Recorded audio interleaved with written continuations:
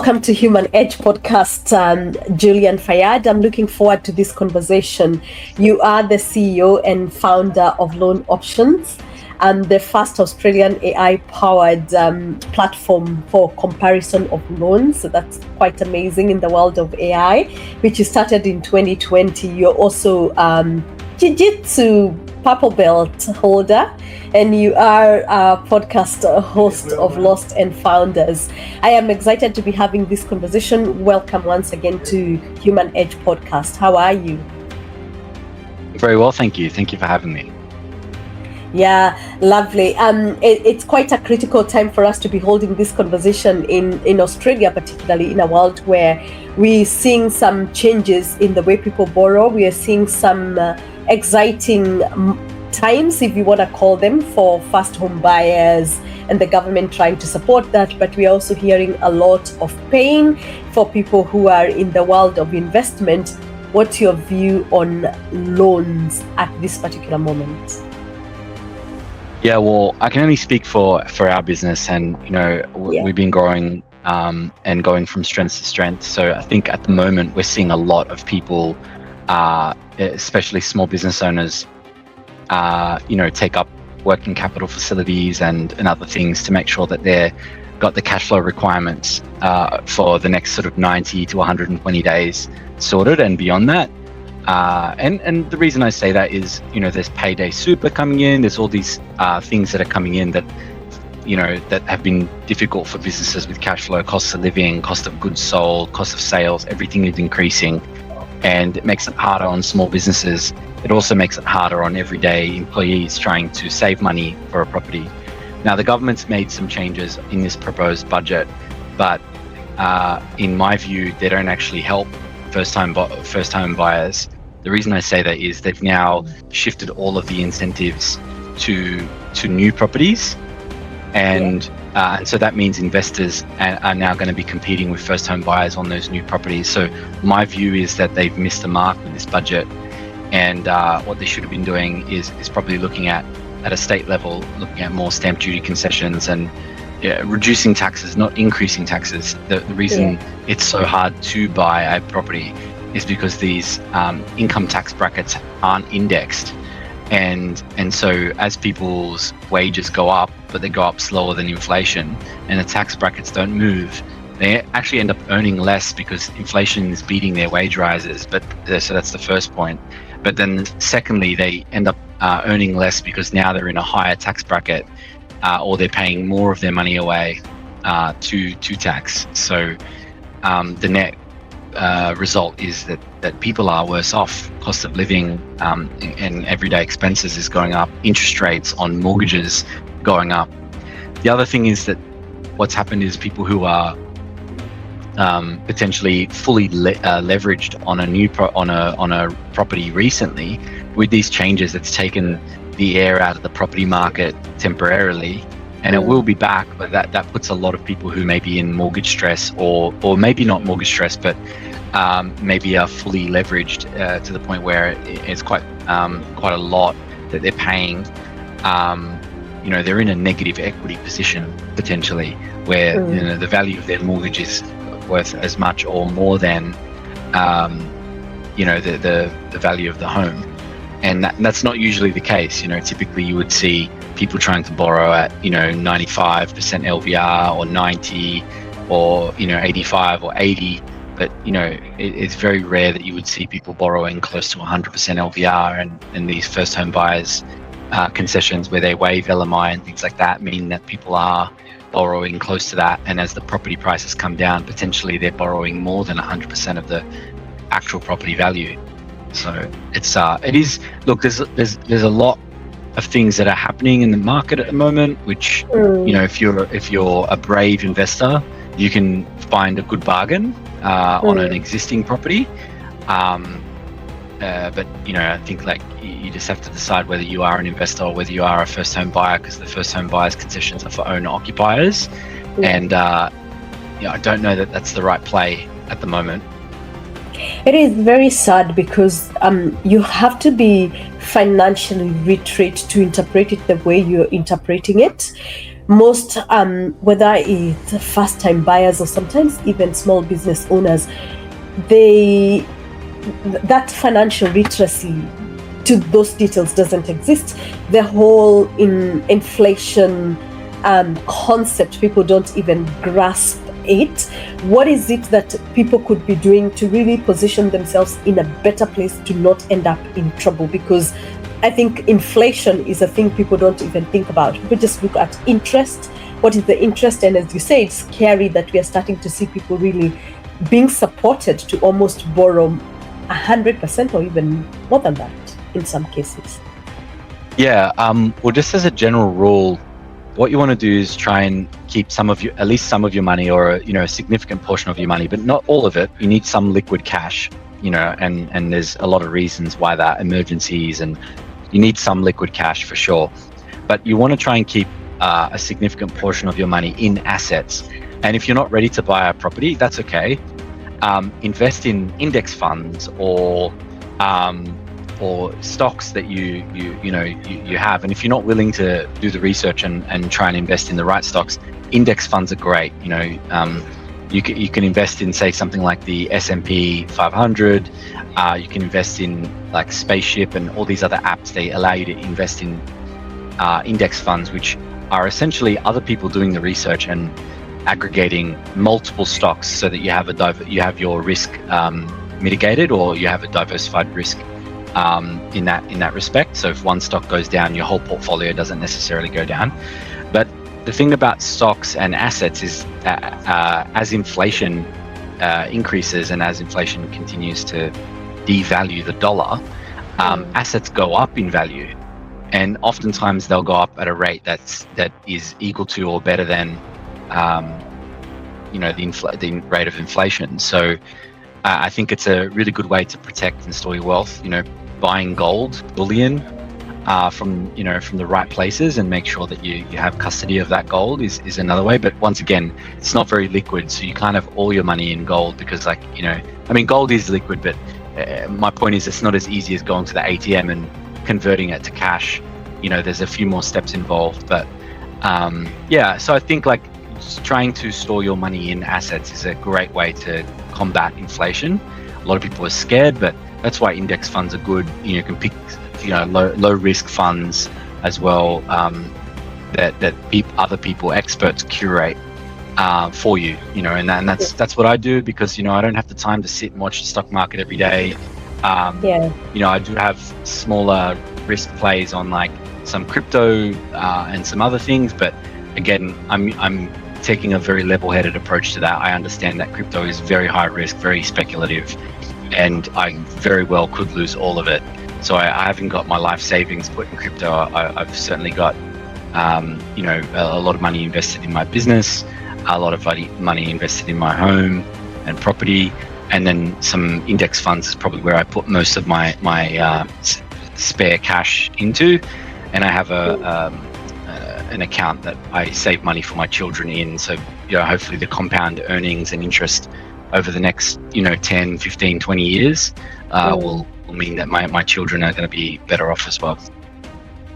Amazing. So hopefully for any listener who's listening to us can take some of those lessons and really apply. You've been building with AI in financial services since 2020.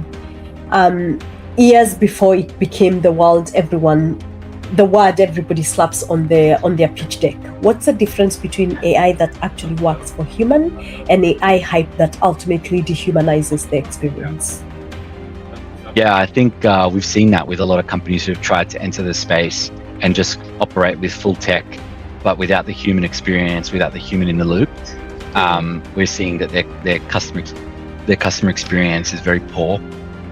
We're seeing that they're losing customers. We're seeing that people really value the human in the loop part. They really value the human connection, and especially for applying for a loan, which could be, a very significant amount. We do loans all sizes, but let's say someone's buying an $80,000 car or a $250,000 piece of equipment. That business owner wants to know that he's got an expert on the other end. He doesn't want to trust the AI completely. In saying that, where AI and where we've managed to, find real value that it delivers to customers is in two areas of our application process. So the first one is making AI read, understand, and contextualize all of the documents that the client provides. And that way we save them a lot of data entry. So instead of making them type out their license number, their date of birth, their full name, we just ask them to upload their license, and our AI can read and analyze the document and pre-fill their information for them. And then we ask them to do a similar thing with their payslip. Just provide your payslip and we'll pre-fill all of your employment information. And we do that across a number of their documents, which makes the process much easier. And then we use AI, and we've been building this as a proprietary model. We've got machine learning and neural network models that predict the probability of approval with a specific lender. So we've got more than 90 lenders on our panel, and trying to navigate that process and pick the right lender is almost as difficult as hitting a bullseye blindfolded. It's very, very difficult. And so, very, very small percent of the population could get that right without an expert involved. And so our team are the experts, but we also have these expert systems that and algorithms that find and narrow down and filter the results to lenders that are very likely to approve the client. So it saves them a lot of rework time and picking the wrong lender. It also prioritizes what's important to them, for example, the lowest interest rate or a really fast approval, whatever is important to them. Lovely. Again, going back to loan options, there's a story that Loan Options AI started with loan matching engine built inside an Excel spreadsheet at midnight. Take us back to that moment before all this amazing technology you just spoke about. Take us back to that moment. What was going on inside you, and what was the problem you were so obsessed with solving that you were up at midnight building it yourself? Yeah, so I guess, I was a finance broker for about 9 years before I started Loan Options. And so I was very, very aware of all of the problems that customers were facing, all of the pain points, the lack of transparency that was there, the slow and clunky forms they had to fill out, the document collection process was annoying. I was very, very across the problem. And thankfully my brain kind of works like a computer. So, I was able to, when a client was telling me their scenario and I was collecting their information, I could, in my head, start to build a picture of which lender is going to be the most suitable. But of course, that's not scalable. And so as you try to build a business and scale it and have more team members, you can't necessarily transfer that knowledge easily to other people, and their brains maybe don't work as analytical as mine. They maybe have different parts of their brain that engage.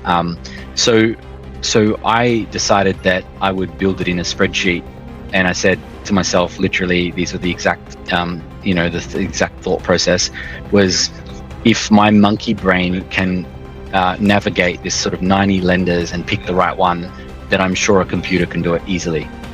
All I had to do was write down all of the logic and reasoning that I was using to come to those conclusions, and eventually they became very, very nested formulas. Sometimes they were 10 or 15 lines long for one cell, and there was hundreds, maybe even upwards of 1,000 cells of formulas to make this loan matching service work.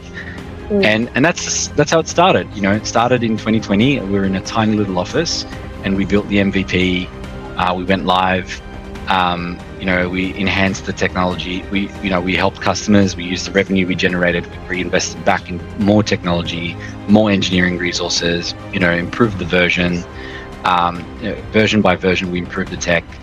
Helped more customers, and we just kept getting those compounding benefits of making the tech better, which then helped us get more customers. We got more customers, which generated more revenue reinvested back into the business, and so it was this flywheel.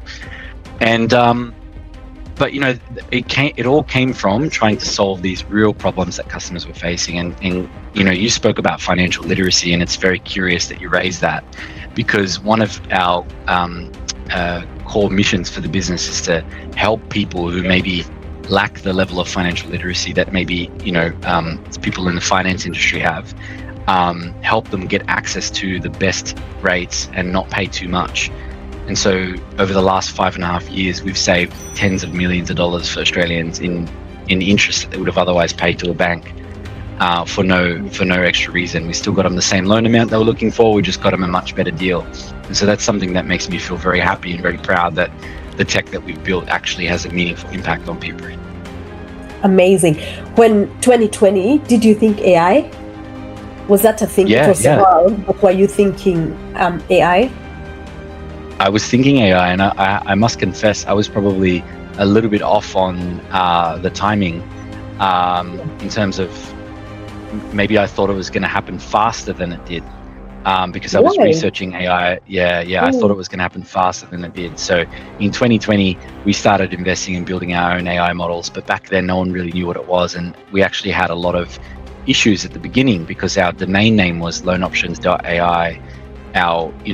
So every time we'd try and sign up for a service, like, we can't recognize this domain, and then we had people sending us emails and they were bouncing back because they were sending them to .au or .com.au, and so it caused some issues in the early days. But I think it was probably 2023 where it became far more mainstream, and then I think everybody caught on to the fact that we'd already been building for 3 years at that point, and then we became like almost like a thought leader in the space, a pioneer. People began to ask us questions about tech we were building, and so I'm a very open book. I spoke about all the different things that we've tried, what's worked, what hasn't worked, and obviously the better the models get, the easier that people can close the gap to us. But we're working on some cool, innovative stuff now that hopefully means that we're going to keep our lead on the rest of the market.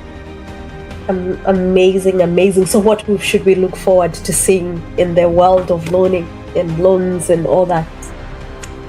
Well, we're trying to build, as best as we possibly can, some automated credit decisioning with multiple lenders. So once again, we still want the human to be, so we call it supervised autonomous lending. So like a Tesla with full self-driving, somebody still has to be in the driver's seat. So the human still has to be there to supervise the process and make sure the client gets everything they need. But we want the systems to have the capability to be autonomous. So that will just improve the speed significantly. So the fastest that we've been able to take a customer's loan inquiry from first inquiry that they made to money in their account was 36 minutes. So that's our record. That's an industry record. And we think that over time we want to make that the norm, or even potentially faster. I did read about that, and oh my goodness. So Anas applied for a loan on her lunch break, was approved, and that's right. Yeah, had their money in their account in 36 minutes. So what did you feel? What did you think when you heard that story? Well, by that point, we'd already had a number of other stories that were like 40 minutes, 45 minutes. So, that's been the record for some time, because really we have some limitations at the lender's end now. In order to make that process faster than 36 minutes, we would need some of the lenders to fix some of their processes as well. So I do expect that probably at some point this year, we'll probably beat that, and we'll probably make it more consistently closer. I care very little about the one-off situations. I care more about consistently improving that. So if we can get, even if it's 45 minutes, but we can deliver 45 minutes from the minute a client makes an inquiry to the minute they have the money in their account using the funds, that's something that we're very focused on. Amazing. So you walked away from a publicly listed company during COVID with nothing but your non-compete removed, no funding, no guarantee. That was one of the most vulnerable places a founder can stand. What did belonging to yourself at that moment, trusting your own vision, actually feel like in that season? Yeah, there was a lot of uncertainty, for sure, a lot of uncertainty, but I just knew that if I gave it my all, my undivided attention, that I could make it work. By that point in time, I had 9 years of experience. I'd built a network. So I did my apprenticeship, if you want to call it. I was a very skilled finance broker. I wasn't coming into this completely blind. But there was still a great level of uncertainty because, I quit a general manager job.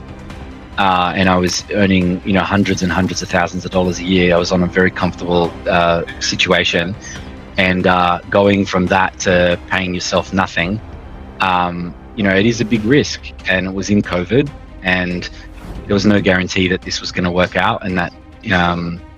But I think I understood the problem, and I understood my clients, my ideal clients. I understood them well enough to know what would resonate, and now we get about 5,000 applications a month. Amazing. Such a huge move that most people are normally scared of. You're obviously a risk taker. What did it cost you personally, relationally, psychologically to actually stop building someone else's legacy and start building your own with that level of conviction? Yeah, so a few things happened because I really was all in the previous business, but there was a situation where they had a different direction, or I guess, for the business, and it wasn't the direction that I'd been told, and so I disagreed with it. They basically told me that I get paid either way, so what do you care? But I did care, and I do care, and I always did care. So let's call it a differing of opinions. I eventually asked for them to remove my non-compete so I could start the business. So a few things had to happen. One is, I needed to be dissatisfied with the direction of the previous company I was working with, and then I also needed to have the environment, because my wife just gave birth to our second child.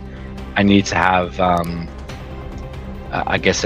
the environment where I could probably take a few months or so of no salary, and so I had some savings, and I also withdrew some money from my super at the time, which you could do just as a bit of a precaution to make sure that the business was funded well enough.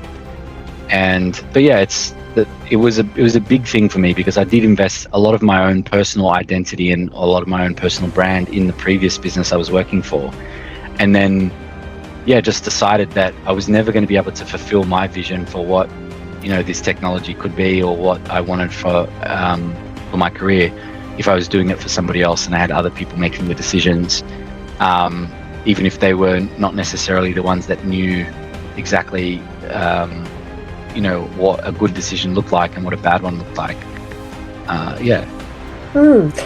So you go home and you say to your wife, who is pregnant with the second child, I have quit, and she says, "Oh, hooray, let's go." Is that? Yeah, that's not exactly how it happened. Look, my wife's very supportive, and she's always been very supportive, and that's the reason why I can do what I can do, what I do. But I think, it was more just asking questions like, "Are you sure this is the right time? Are you sure this is the right thing? We've got a good job, and we're pretty comfortable.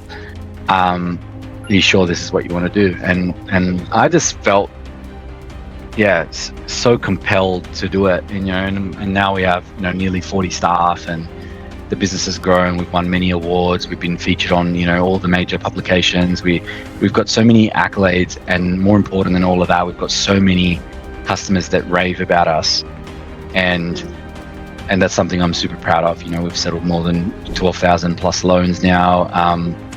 We're on track to become Australia's largest asset finance broker, and that's something I'm very proud of. And we're also on track to become a very significant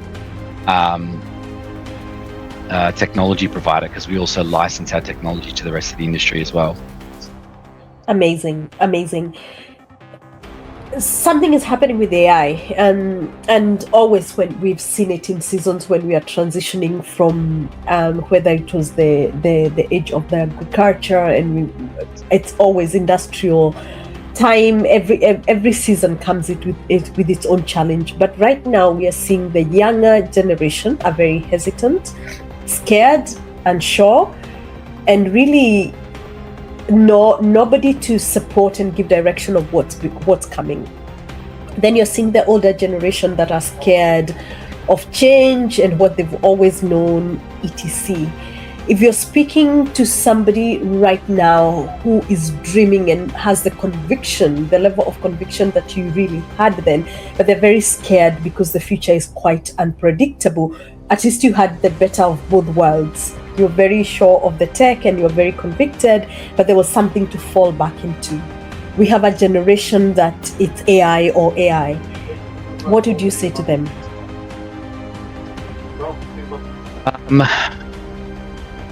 Yeah, look, that's a difficult question. I don't profess to know how everything is going to play out. All I can say is you absolutely must, in this day and age, you absolutely must be curious. You have to try all the different tools, all the different technologies. Yes, there's subscriptions, they cost money, but it costs you a lot more if you become irrelevant. And I mean that in the sincerest way. It's going to become a situation of who remains relevant for the longest, because inevitably, as AI gets better and better, the limitations on what it can or can't do, they're going to disappear. So it's about who can stay as relevant as long as possible.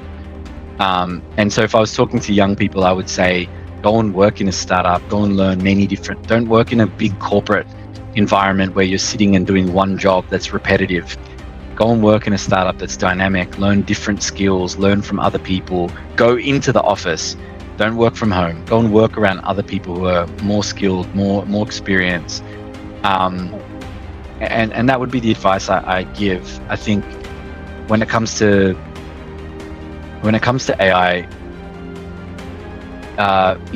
Fable came out and then, it was pulled.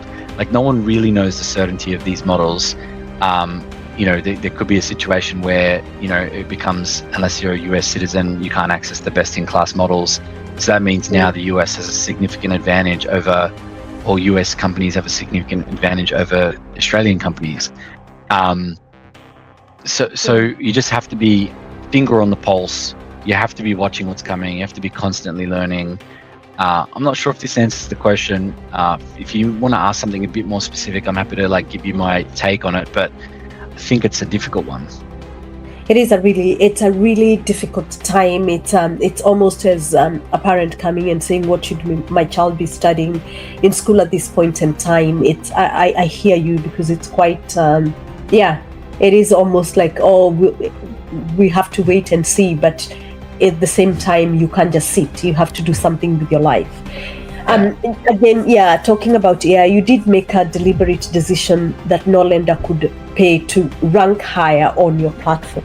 In a world where algorithms are quietly shaped by whoever pays the most, that's a profoundly ethical stand. What does integrity look like when you're building a system that affects someone's financial future? Yeah, that was the most important thing for me. I've never negotiated away from that. That's something that I will not ever accept money for someone's product to be ranked higher. It seems extremely unethical. It seems very opaque. And a lot of comparison sites, unfortunately, do that. That's their business model. And that's fine. We're not a comparison site. We're something much more than that. We do compare loans, and we do it better than any other comparison site. But we're also much more than that. We have our own credit license. And so we're actually giving, factual product information and advice in a way that allows the client to choose the right product and make an informed decision. If we're promoting one product over the other because it helps our financial interests, that's not being very genuine or very transparent with your customers. So from my point of view, something I'll never negotiate on. Integrity is actually one of our company values. Now, I know that's kind of weird, because you think all companies should act with integrity, but in an industry that's not known for integrity, having integrity is a very clear differentiator, and it's not just a slogan on a wall somewhere. It's actually been one of the greatest drivers for our success. Is people, when they deal with us, they see the transparency, they see the honesty, and it's unlike any other experience they've had in the finance space. They could go and walk into a car dealership and talk to the finance person there, and they'll dance around questions. They won't answer questions directly. They'll, be misleading in so many different ways or withhold information. You talk to us, we've got over 90 banks and lenders. We'll find the best solution for you. And we don't care if it's lender A or lender Z, whatever works for you, whatever meets your needs and requirements, that's the product we're going to go with. And as a result of that, we have some insane stats. Like, of the 90 lenders, we use all of those 90 lenders on a sort of 12 to 18 month rotation will use all 90 of them, and no lender receives more than 15% of our volume. Right. No lenders, and Right. and 90% of lenders receive less than 5% of our volume. So that tells you that we have this, really fragmented spread of lenders, and that's something I'm proud of. For a lot of people, that's very difficult to keep up with all those lenders and all those policies and all those things. But for us, that's something that we pride ourselves on, because like lender A might be good for one customer, but not good for the next. Yeah. So we're very proud that we use such a broad spread of lenders, because it means that we put our money where our mouth is. When we say we're doing the right thing by the customer, we actually are doing it.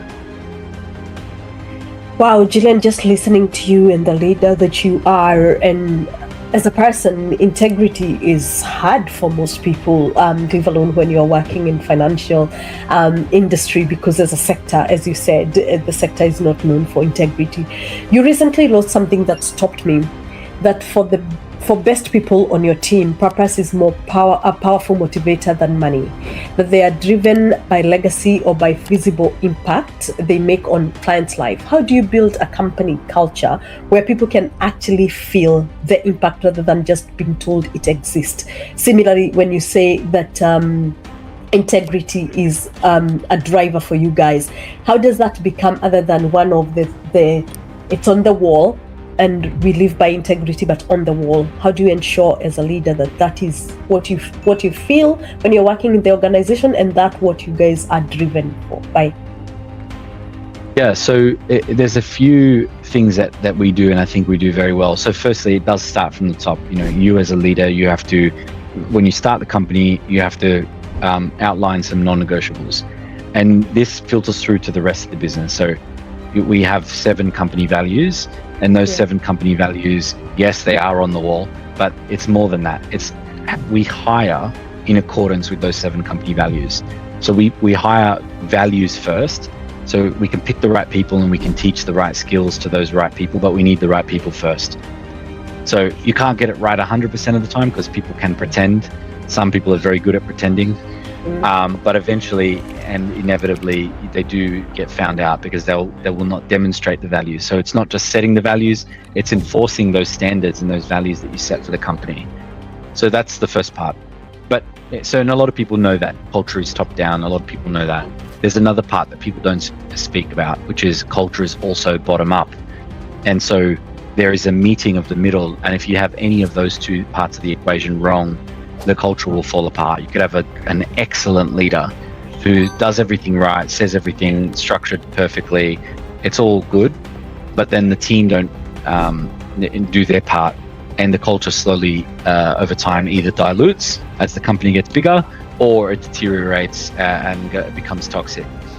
So I like to use the example of because I love golf, so I use the greenskeeper. The CEO is the greenskeeper. His job is to make the course as immaculate as he possibly can, so that the conditions are good for the players, and the players are the team members.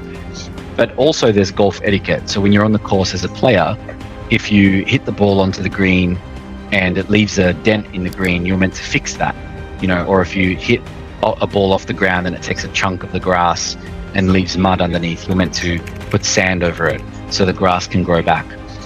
And there's all these small things but that is the best analogy for culture ever. So yes, it is the top down, which is the greenskeeper, the CEO. His job is to prepare the environment, and then it's also the team players or the golfers in this situation who are responsible for keeping that with that etiquette or those standards, to keep the conditions of the course and the condition of the culture up to standard. And that means that other golfers actually enforce, or other team members actually enforce the standards as well. And so that's part of it, right? And then you also have to take very good care of people, and you have to invest in their learning. You can see behind me there's a bookshelf. You can't see all the shelves all the way up, but we basically have an unlimited amount of books that we will buy for our staff members, so they can personally and professionally develop themselves. We also have online accounts with online universities, So Udemy, Coursera, these sort of online learning and development companies, we will pay for an unlimited amount of courses that people want to complete. Because my view is, if somebody is trying to better themselves, I'll give them the resources and tools to do that. They have to invest their time, right? I can't give them their time. They have to invest their time. But if they're willing to do that, then it's a net positive for the company and for them personally. So I'm more than happy to do that. And so that's just one of the ways that you take care of people, making sure that they are heard and seen, and avoiding having unnecessary hierarchies in the company. So everybody feels like they're on an even playing field, and the best ideas win. That's what fosters a great culture or a great environment where people want to be here. And you can't see it because it's behind the camera, but we have like 460 square meters here, and we've got 40 people, or the best part of 40 people, and they all want to be here in the office. It's not that they're forced to. They all want to be here, and that's because we give them a great environment for them to be in. The collaboration amongst each other is great. Everybody wants to see everyone else win, and that's just years and years of unrelenting standards that that we uphold, and that when we are looking to hire people, we let them know that these things are very important to us, and these are non-negotiables. If you're not willing to do it the Loan Options way, then you can't be here. And we have had to make tough decisions on people in the past where they just weren't quite there. Sometimes they were nowhere near where they need to be, and sometimes they just were slightly off the pace. But if you don't protect what you've built, it will fall apart, or it will dilute as the company grows. That's amazing. I think that's the best description I've sat with, and I do executive leadership and coaching. And I can't tell you how much I struggle to just get people to understand about culture, because it's not just that we have policies. It's not just because we have the mission and the values. Are we living those values? Are we actually hiring to those values? Can your people actually tell me what the values of the organizations are, and etc.? But that doesn't just happen overnight, and it just doesn't happen because you read it in a book. Where does that leadership capability, authority, the person that you are, come from? Where did you learn these things? A great question. I think it has a lot to do with how I was raised by my mum. My mum is an inspirational woman. She was a single mum, raised 5 of us. I've got 2 brothers and 2 sisters. So part of it is that I was a natural, like, as much as you can be a natural leader. I mean, like, I grew up being a team cap. Like, I was the worst cricket player in my primary school team. I literally was the worst cricket player, but I was still the captain. And that's because I did have this tendency to lead and inspire people, even though I was the worst cricket player in the team.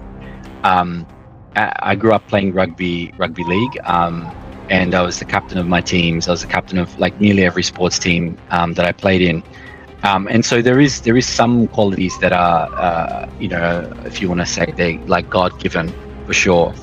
The rest of it is, feeling compelled to get the best out of people based on your upbringing or the skills that you learn, those sorts of things.